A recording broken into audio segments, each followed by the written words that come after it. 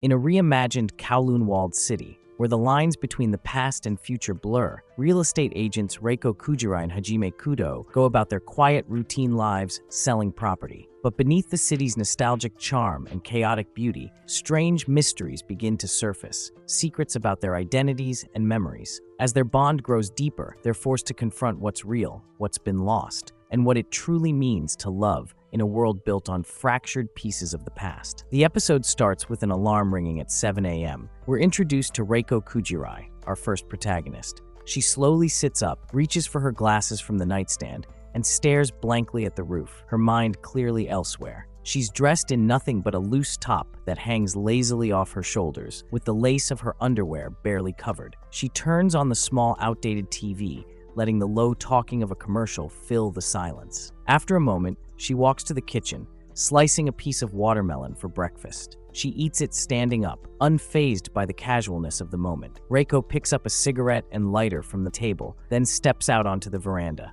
Outside, she lights the cigarette and gazes out in silence, the oversized shirt slipping slightly to reveal more of her underwear, ready for me to bust a nut watching her. But she doesn't bother adjusting it. Her building is worn like the ones around it, but there's something oddly comforting about it. After finishing her cigarette, she places the remaining watermelon in the fridge, heads to her bedroom, and changes into a semi-formal yet undeniably sexy outfit. She grabs her keys, locks the door behind her, and steps out, navigating the chaotic alley with ease. A few locals greet her, but she simply acknowledges them with a small nod, continuing forward without breaking her pace. Eventually, Reiko arrives at her final stop, a low-rise office building. At the front desk, her boss looks up and casually points out that she's cutting it close to clocking in. Reiko nods, quickly swiping her card, only for Hajime Kudou to rush past her. He snatches his card from the tray and clocks in before her, his time reading 8:59, while hers shows 9:01. Reiko's DTR flashes late,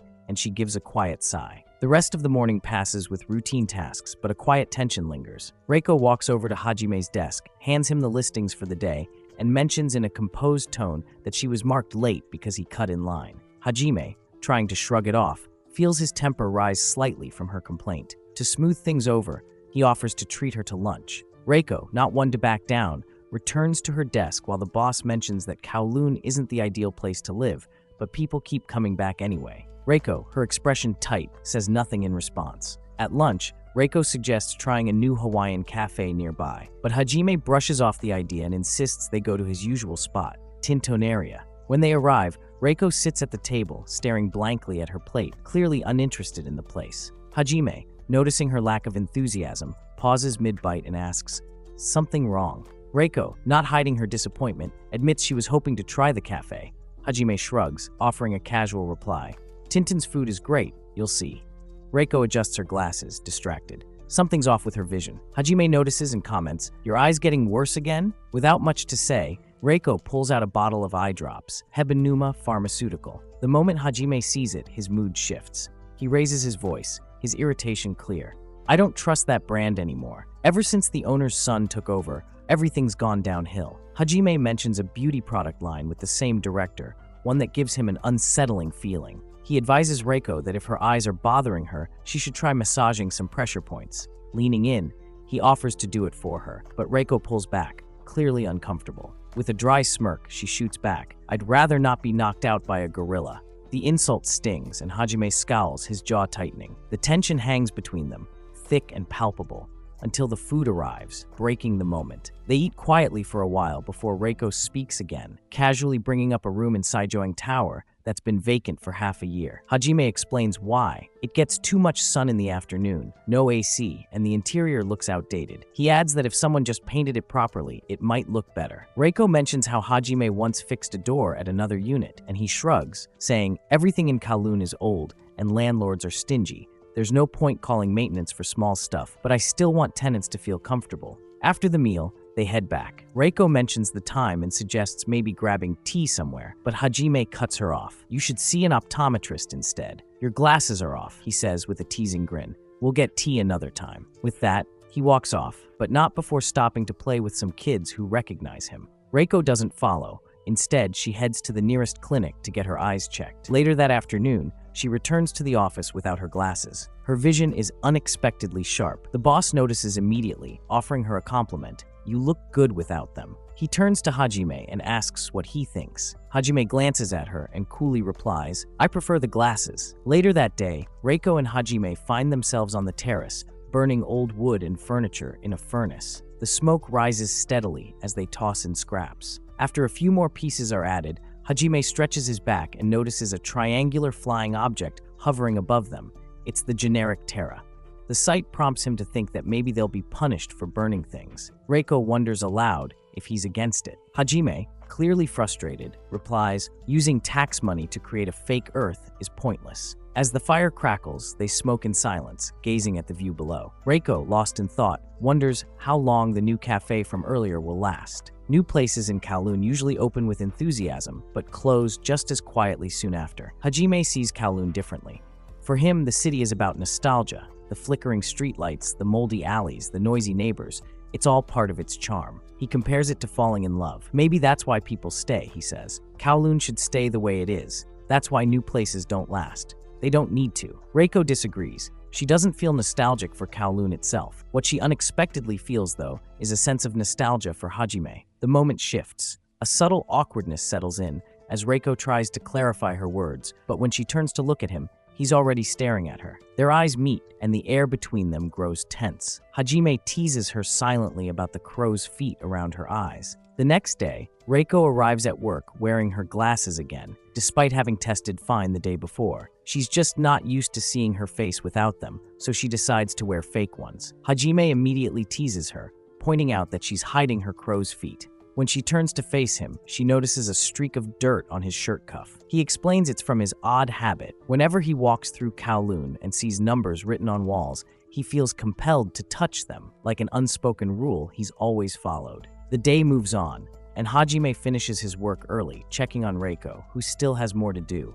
She tells him she'll stay longer, but after clocking out, he turns off the office lights without warning. "Come out with me for dinner," he insists. As they walk, Reiko notices that Hajime isn't heading to his usual food spot. Instead, they end up at a place called Sunset Avenue. Reiko hadn't expected this from Hajime, but he seems to think that this is what makes Kowloon, well, Kowloon. They explore several food stalls, sampling different dishes and drinks. After a while, Reiko complains that she can't eat another bite, but Hajime, with a grin, suggests one last stop. They enter a place called the Goldfish Tea House, where the bartender, Tao, recognizes Hajime immediately. This makes Reiko think he's been here quite a bit. They order coffee, and the server brings out a slice of watermelon on the house. Despite claiming she was full, Reiko quickly devours it, justifying that watermelon is mostly water, so it hardly counts as food. Hajime laughs, amused, while he smokes. Reiko watches him, her mind wandering, suddenly feeling nostalgic. She lights her own cigarette and remarks that it's best to smoke after eating watermelon. Her words remind Hajime of someone who used to say the same thing. He smiles,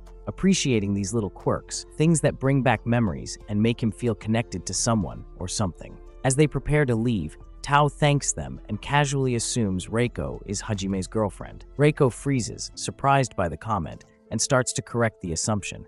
But before she can, Hajime interrupts, urging her to hurry up. Outside, Reiko mentions the mistaken identity, but Hajime laughs it off. She worries aloud that it might be awkward if he ever brings his real girlfriend there, but he brushes off her concern nonchalantly. As they walk, Reiko stops in her tracks. The full moon is above her, and the generic Terra floats next to it, creating an odd, peaceful moment. Lost in her thoughts, she doesn't hear Hajime calling out to her. He catches up and hands her a small plastic container. Inside is a goldfish, a souvenir from the night, something to keep in her apartment. Reiko accepts it, a small smile forming as she takes it home. At home, she places the goldfish in a small glass container, watching it swim lazily in slow circles. Her thoughts drift back to what Hajime said earlier. The next day, a warning is issued from the Kowloon Environmental Management Center about photochemical smog, heat, and high humidity.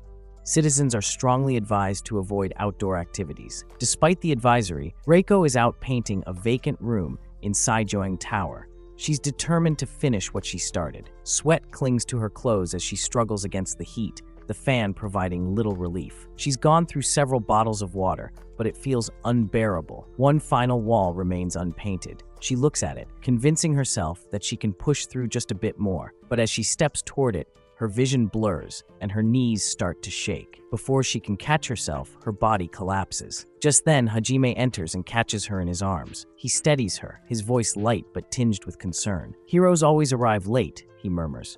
"I told you, you should have asked for help if you really wanted the job done." He offers her a can of tea, asking, "What got into you?" Reiko, still a little dazed, replies, "I just wanted the tenants to feel comfortable." Hajime teases, saying, "You're starting to have an effect on me," before casually picking up the roller and finishing the final wall himself. Reiko sits down in a corner, sipping her tea as she watches him finish the work she started. Her eyes are tired, her face flushed, and sweat trickles down her forehead. She lowers her head to her knees and mutters under her breath, "I think I'm in love with this man." The next day, Reiko finds herself walking around, searching for the tea house with the goldfish and coffee. She retraces her steps down alleys but can't seem to find it. Frustrated, she finally gives up and returns to the office. Inside, the place is silent and no one is around. She checks the schedule and sees that the boss is out for a business meeting. As Reiko scans the room, her eyes catch a pair of feet sticking out from one corner. Curiosity piqued, she steps closer and finds Hajime lying down, sound asleep. She calls out to him, telling him to wake up, but he doesn't respond. She tries again, louder this time, but still no reaction. A mischievous thought crosses her mind, and she mimics their boss's voice, hoping to get a rise out of him. This finally does the trick. Hajime blinks his eyes open just a bit, sees Reiko, and without warning, pulls her down beside him. Before she can react, Hajime leans in and kisses her. His arms wrap around her, and his lips press against hers. At first, Reiko is stunned, completely caught off guard by the sudden move. But then his kiss deepens, the pressure and heat intensifying. Confusion floods her as she starts to resist, struggling against his grip, trying to push him off. It's only when Hajime's eyes fully open and he realizes what he's doing that he immediately pulls back, shoving her away. He stands up quickly, muttering, "I got the wrong person," before storming out of the room. Reiko remains on the floor, stunned. Her hands cover her mouth as she tries to process what just happened. Later that day, they work in silence, as if nothing occurred. Hajime breaks the silence first, casually asking Reiko what food she brought. He speaks to her as if the kiss never happened, as though it meant nothing. Reiko feels foolish for being fixated on something so clearly insignificant to him. When he leaves, she notices papers falling from his desk, his usual mess. Bending down to pick them up, her eyes catch something in the open drawer, a photograph peeking out from the edge. Curious, she stares at it. It's a picture of Hajime with someone, though the other person's face isn't visible. There's something familiar about the photo, though, and it makes Reiko pause. Then, the memory of the kiss floods back, and her mind recalls the mention of a quirk and how she reminded him of someone else. Her fingers tremble as she picks up the photo, and her eyes widen in shock at what she sees. Shaken, she feels a sudden need to understand what's going on. She heads straight to the Goldfish Tea House. Upon entering, Tao greets her with a friendly smile. She orders an iced coffee and, without thinking, pulls the photo from her bag. Tao sees it and immediately grins, recognizing it. He casually mentions how they all had fun that day. Reiko, confused, asks if he knows more about the picture. Tao is surprised, asking if she doesn't know. "Of course, I took that picture," he says nonchalantly. "It was the day Hajime proposed." Reiko stares blankly at the photo, now certain of what she sees. It's Hajime, standing in the exact tea house, next to a woman who looks exactly like her. They don't even remember taking the photo, but written above their names are the words, "Congratulations." Her mind starts to spin with the realization. Now, she's even more curious about the woman Hajime thought he had kissed.